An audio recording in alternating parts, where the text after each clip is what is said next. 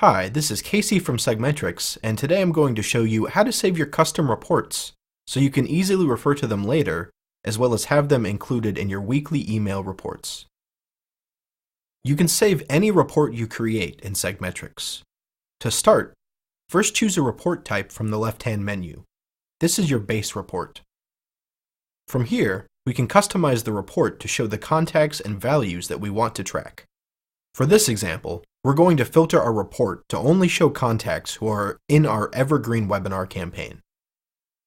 In addition to the report filters, you can also customize the graph or data breakdown that is shown in the saved report. For this report, we are going to break the data down by where our leads came from.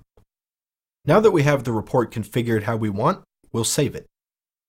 Click the Save button at the top of the screen, enter the name of the report, and choose the Preview KPI from the list. This is the KPI or Key Performance Indicator that will show up in the email report as well as the saved reports screen.